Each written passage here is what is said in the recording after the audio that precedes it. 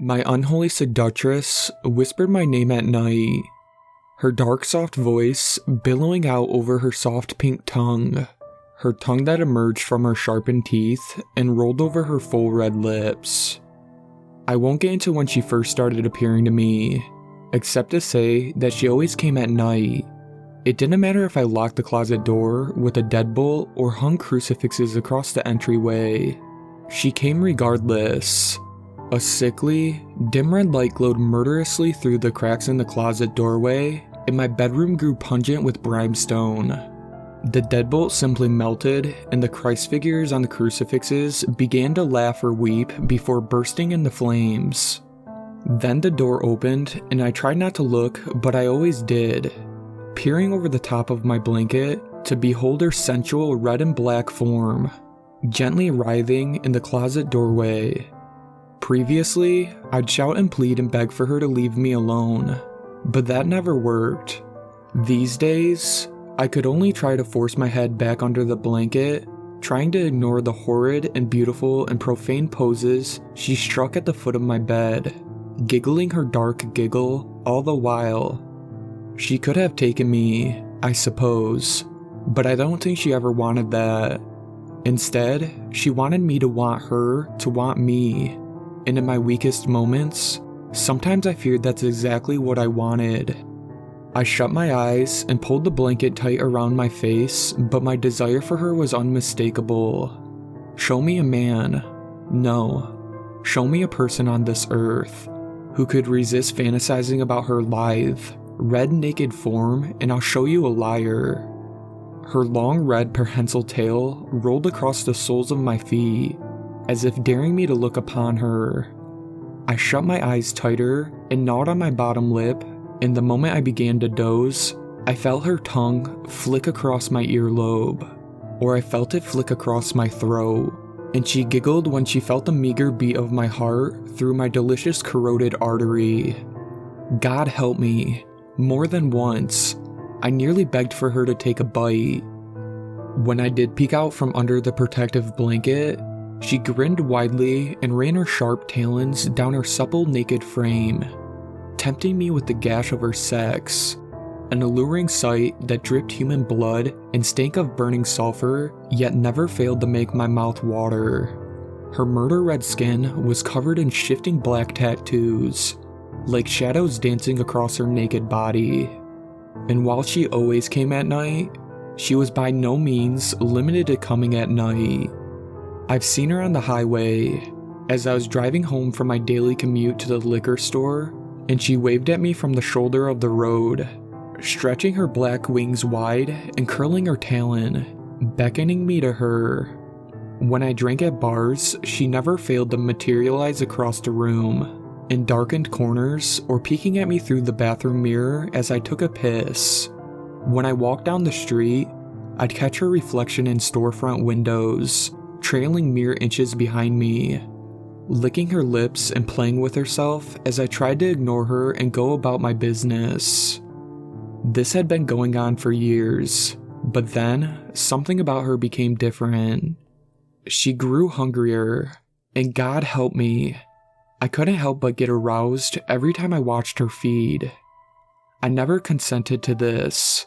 She forced me to watch, worming her way into my mind as I slept. Though I resisted, my resolve never lasted very long, and eventually, I couldn't help but groan in delight as I slumbered, as I watched her slaughter and defile her victims. I wasn't sure where she took them, except that it appeared to be a small clearing in the forest, thick with conifer trees. At first, I thought these visions were dreams, regardless of how vivid they were. Indeed, in each vision, I could smell the metallic copper stink of warm blood. The awful screams rang out in my eardrums, reverberating down to my soul. I swore, sometimes as she peeled the flesh from their willing throats, I could even taste the fresh meat, the dangling sinew. So yes, for a time, I was able to convince myself these visions were only fantasies, either dreamed up in my own fractured mind, or deviant desires beamed into my thoughts by my unholy seductress. However, eventually I was no longer able to harbor such delusions. The first victim I knew was a coworker, another clerk from my minimum wage liquor store job. This coworker's name was Dan. I never did like him very much. He was a drunk, with a habit of sneaking drinks into stock rooms, something he always seemed to do at our peak hours when we were the busiest. One night, as I slept, I suffered yet another vision. Blurry, but gradually growing clearer. It was the clearing again. Dead leaves littering the ground, and naked conifers shivering in the wind. She walked into the clearing. Behind her, Dan followed. Though his eyes were glazed and his jaw was slackened, his face burned with unmistakable willingness as he walked sheepishly behind her, licking his lips and brandishing an erection in his pants.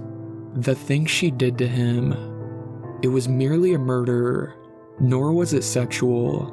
Instead, the vile act lay somewhere in between a perverse and violent gray area.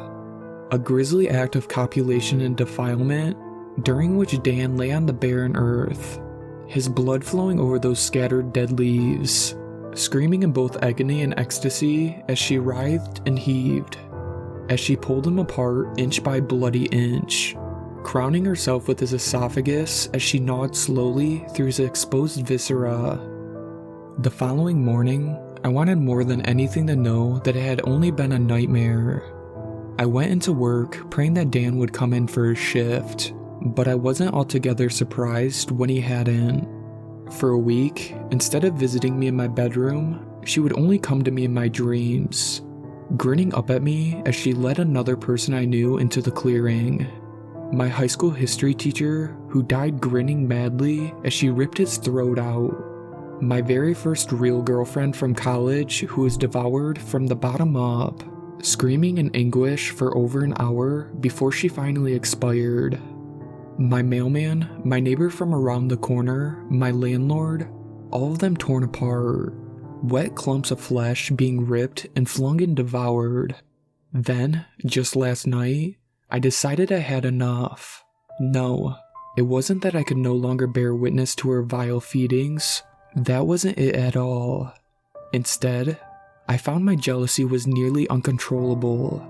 She hadn't been to my bedroom for a week, preferring instead to haunt my dreams, making me admire her lithe, nubile demonic body from my mind's eye. Funny, for years, I wanted nothing more than to be rid her nightly torment. Now that she was gone, I wanted nothing more than to have her return to me. I swallowed an unreasonable amount of over-the-counter trucker speed, caffeine, niacin, and ephedrine. My face flushed red. I paced my bedroom, my heart twitching uneasily in my chest. I stared at my closet door, praying that I'd see the murderous red glow, praying that I'd smell that stinking brimstone one more time. This time, she came in through my bedroom door. I heard the squealing hinges behind me, smelled the sulfur wafting up from her sex, heard her bare feet slipping quietly upon the hardwood floor. Then, I heard something else. Tap, tap, tap. The sound of something wet striking the floorboards. My shuddering heart seemed to drop as I somehow already knew what I was going to see. I turned around to face her. She grinned at me, gore smeared across her mouth, red on red, her eyes shimmering golden, flaring golden, like I was staring into twin morning stars. She held my mother's decapitated head in her right hand. Her sharp talons tangled in my mother's matted gray hair. I lowered my head, wiped the tears from my eyes, and muttered the words, "I've missed you so much." She took my cheek into her hand, talons resting sharply against my soft flesh, the skin of her palm sizzling against my own, and I shut my eyes tight, teeth clenched, trying not to cry out at the pain, at the melting flesh and the boiling fat. I looked up at her grinning gore-smeared face, and I swore I'd never seen anything half as stunning. She kissed me, long and soft and sensual, her tongue dancing upon my own as she slipped my mother's clotted gore into my mouth. As her lips closed around mine, she giggled an evil, vicious giggle and shot into my mind the final moments of my mother's life. Finally, she broke our kiss. My unholy seductress grinned down at me as she licked her lips clean, then her cheeks, then her chin with an elongated forked tongue the color of charred bones. She blew me a kiss and began to evaporate in a cloud of slate-colored smoke. I reached out for my seductress, screaming for her to remain at my side, yet my hands passed through the dissipating wisps of smoke and I fell flat on my face, and I wept for my seductress, for I knew she left me for good. Well, not entirely. As I write this, I'm fully aware that I clicked the screen off. I'd seen her in the black reflection, grinning that gore grin, hovering just over my shoulder, holding the decapitated head of a friend or a family member. Not that I have many of those left now. I know that no matter how quickly I might turn around to look, she vanished before I could even turn my naked, desperate eyes back to her supple form. I've come to realize that she has never wanted anything more than to toy with me, to pluck my strings, to make the marionette dance. Even so, I can't help but yearn for her. I can't help but weep angry tears into my pillow each night, knowing that she could visit me again if she wanted, but knowing full well that she never will.